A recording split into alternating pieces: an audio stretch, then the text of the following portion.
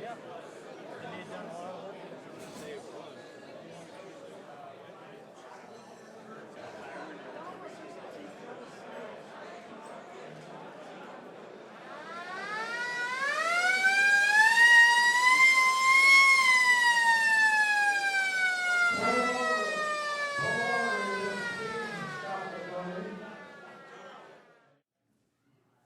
I pledge allegiance to the flag of the United States of America and to the republic for which it stands, one nation, under God. And God bless all of us here today that we get to live in a place called Santa Cruz. In my mind, it's a peak of heaven. Amen.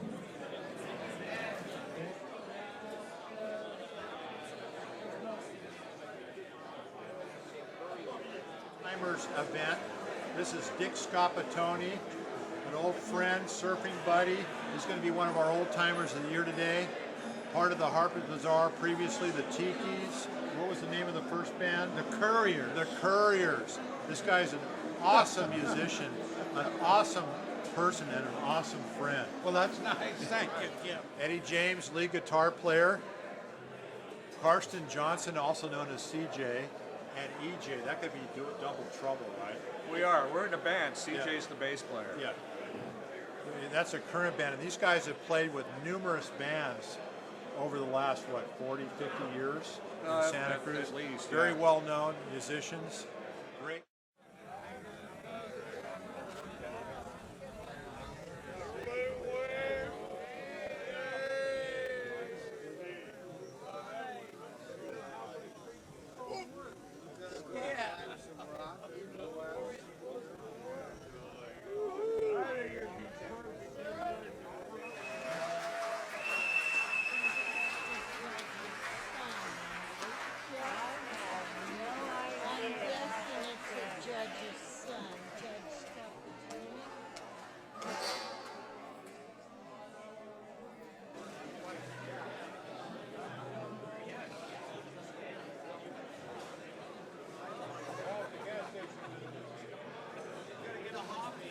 Thank you, man.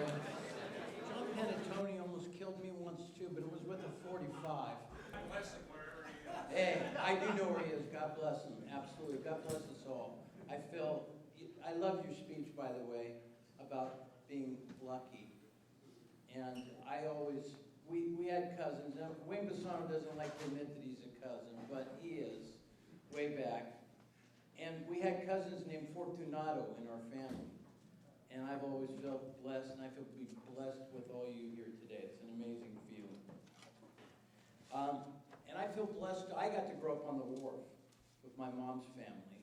And what was interesting is Ed's dad, in the 70s and 80s, used to come down every day and watch me cut fish. He loved cutting fish, so I spent more time with Mr. James than you probably did at that time. And then I know that the next speaker here, Jim Scapatoni, worked at the wharf with my family because he's on one of my family Christmas cards from the 1950s.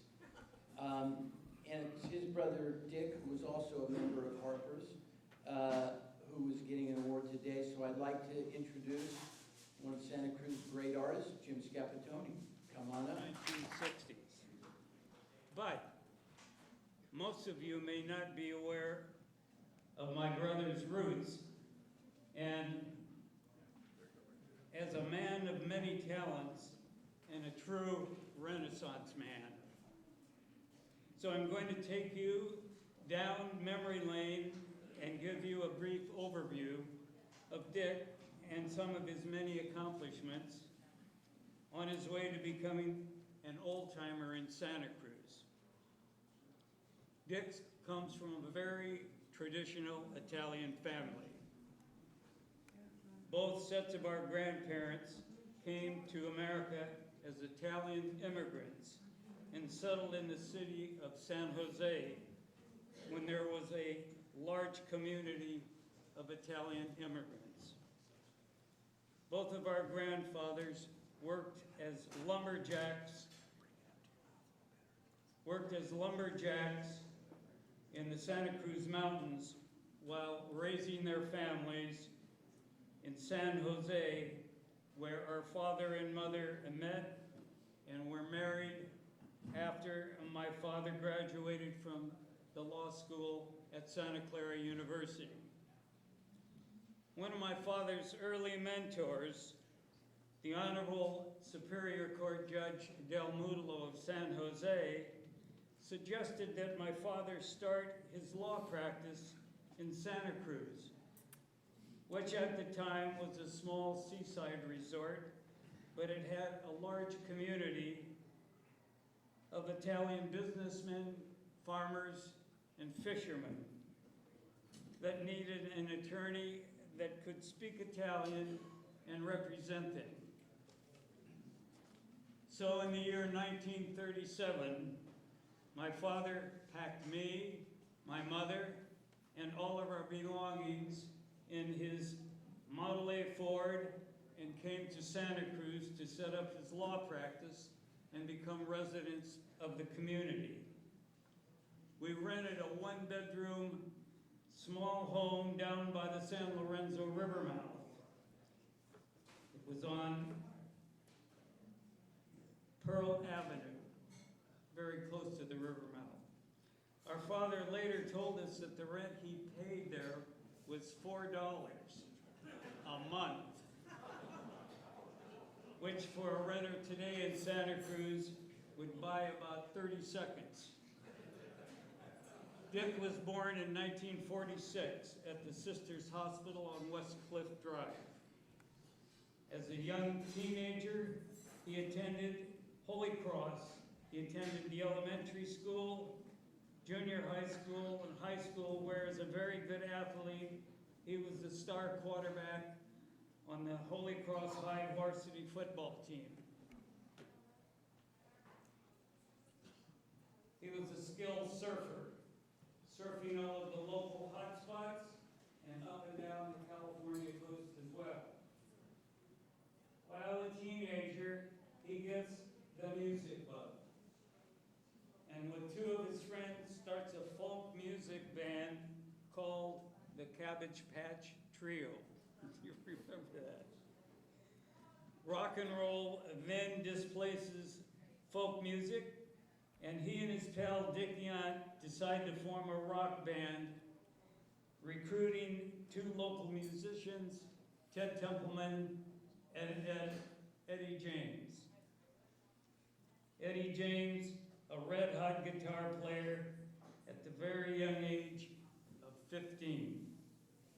They called their band the Tikis and were signed by Autumn Records out of San Francisco and made a number of successful recordings, eventually signing on with Warner Brothers, changing the name Tikis to the Harper's Bazaar, and the rest was history. Warner Brothers produced a number of hit songs, not the least of which was the 59th Street Bridge song, Feeling Groovy. They toured all of the United States and Canada, and after a successful career, Dick married and raised two sons.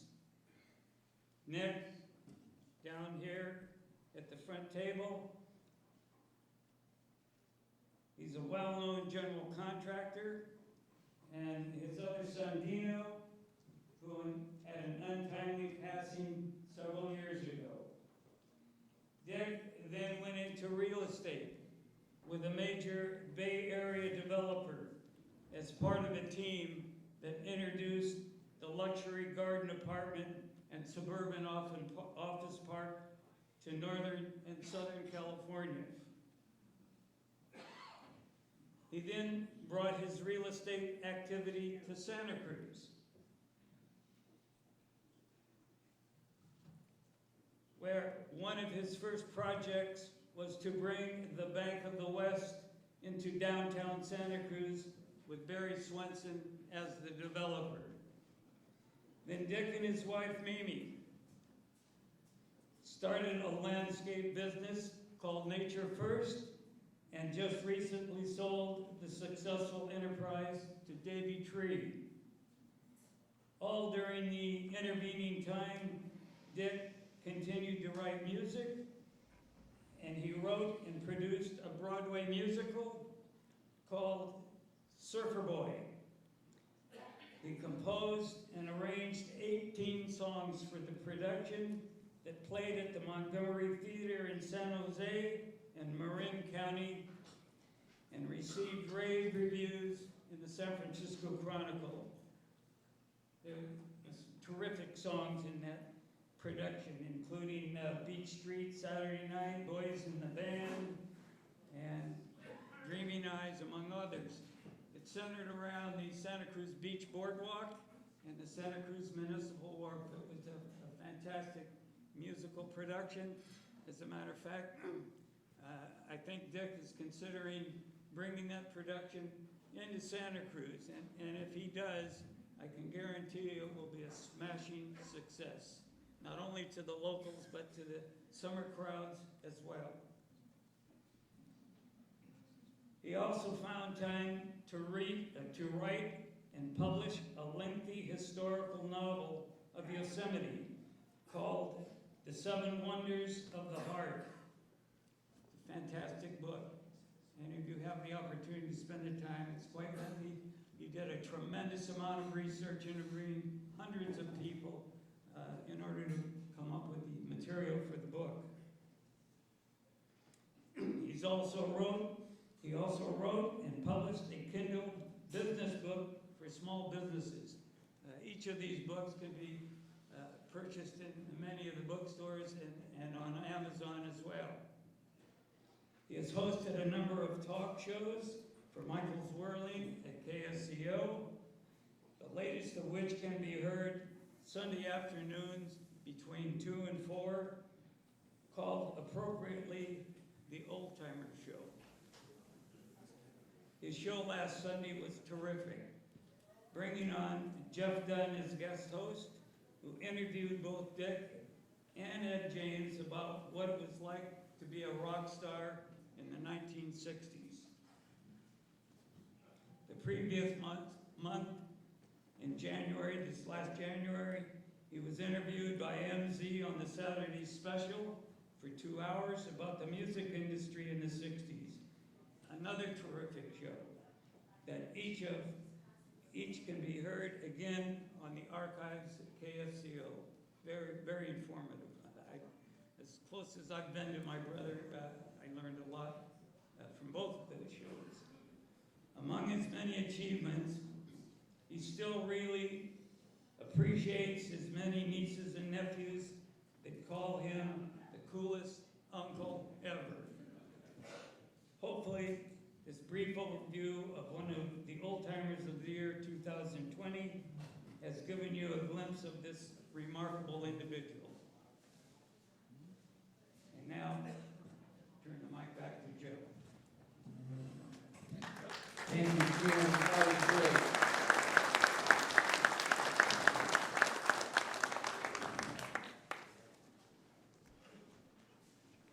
The reason that the Oldtimers organization was founded 80 years ago was for guys who had grown up in Santa Cruz around the turn of the century to get back together again and plainly to shoot the shit like we've had the opportunity to do here today, okay?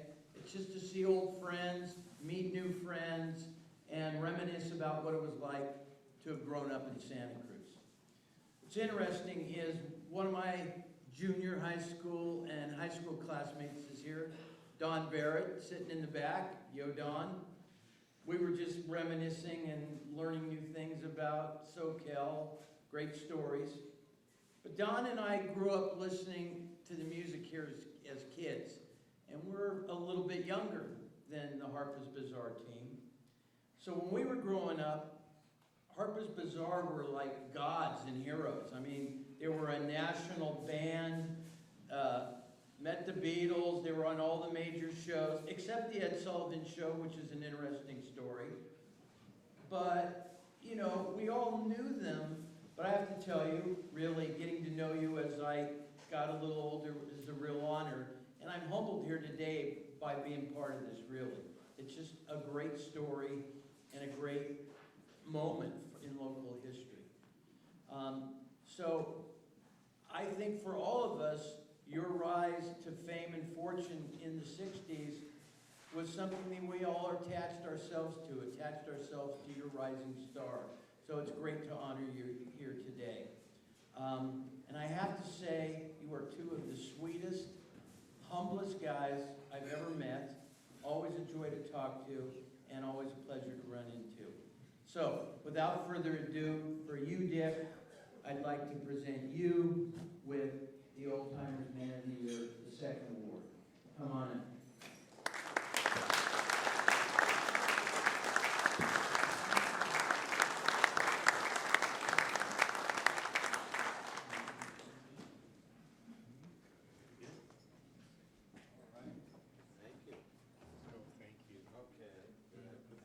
Thank you. And do I have a chance to? Yeah, still this, Yeah. I'll hold this. Yeah, here, let me put this down.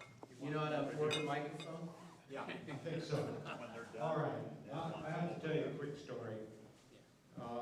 Dickie and I, when we first started singing, we used to go down to Cowles Beach, and we were surfing in our teen years, and we would sing Kingston Trio songs. And we decided that we wanted to start a folk singing group, so we did. We found a third guy by the name of Phil Reeder. Some of you may remember Phil. I see nodding heads. Yeah. Phil is a great Santa Cruz historian. He was our banjo player. And we decided we wanted to make a record, and I had a couple buddies at Holy Cross that were a few years ahead of me, and I think Bob Mariola is sitting over there. Bob and his partner, Harry Sylvia, had started a little recording studio on Pacific Avenue, up above a drugstore. And we contacted them, and we made our first record in there. I remember they had egg cartons hanging on the walls for the sound. And then, I don't think they had stereo then, Bob will let me know, but I think it was just mono in those days. And if you made a mistake on a song, you didn't punch in from that point like we did many years later. You had to start all the way back at the beginning. So the first two songs that we did took forever to get recorded because we made plenty of mistakes. We found a guy in San Francisco who was a record promoter. We hired him to get our record on radio stations, and which he was unable to do. So, but he did get us a job at the Stockton Civic Auditorium on a rock show. Now you have to remember, we're folk singers playing on a rock and roll show. And on the show was the kid that was on The Rifleman, Johnny Crawford. Yeah, and he did rope tricks. And Clyde McFadden was on that show, and Jimmy Gilmer and the Fireballs, if you remember, Sugar Shack, I think was the name of his song. Anyway, and us. And you have to picture this, we're wearing Madras jackets with Bermuda shorts, black penny loafers, and white socks. Still don't know to this day why we did that. But anyway, that's what we look like. We met a guy from Mercury Records at that show who told us that they had just signed a group that they had paid $20,000 to sign with. At that time, it was like $20 million. And they said this group is going to be a big hit. Well, sure enough, 2 weeks later after we came back from that show, I Want to Hold Your Hand hit the airwaves, and the Beatles changed music forever from that point on. So Dick and I looked at each other and said, we can't keep singing folk songs because that's going to go nowhere. We need to start a rock band. But we needed a drummer and we needed an electric guitar player. So we had heard about a kid living up in Santa Rosa Valley by the name of Ted Templeman who played drums. And we asked Ted to come down and audition, and he did, and he sounded great. So he was in the group. And then we needed an electric guitar player. Now you would think finding a guitar player would be easy. In those days it wasn't. Now there's 7,000 guitar players on every street corner. But back in those days, there were almost no guitar players. Aldo's brother, Ed Penniman, was one of the few, and he was playing in a group called the Dukes. If anybody remembers the Dukes, that was Santa Cruz's first rock band. My wife Mimi's cousin, Mike Gray, was the bass player in that group. And so what we ended up doing was getting word on a kid by the name of Adrian Jones, who was another surfer like us, and we asked him to come out to the house, and he did. He brought a young friend of his with him, and he brought a classical guitar, which is the guitar with nylon strings. So we asked Adrian if he could play us some rock and roll. And he said, well, actually, I prefer to play flamenco. So we said, okay, go ahead and play flamenco. So he did, and then we said, give us a few minutes. So Dick and I left the room, and as we're trying to figure out how to tell Adrian that flamenco's not going to work in a rock band, I had left an electric guitar in the room, and we hear rock and roll guitar coming from the room. We go back into the room, and it's not Adrian playing the guitar. It's the young friend we brought with him, 15-year-old Eddie James, who was playing guitar. So we thanked the guys. They went home. We spent the next hour trying to track down Ed's phone number. Called Ed, do you want to be in a group? He said yes, and that was the beginning of the Tikis. So fast forward now to today, all these years later, 55 years later, and we're still here. It's kind of amazing. Yeah. A call through the call was a good thing. And in the Portuguese Hall, which I used to think was older than me, actually I'm older than the Portuguese Hall. So I do have to say, like Ed did, to thank you so much to Jeff and Kim and the whole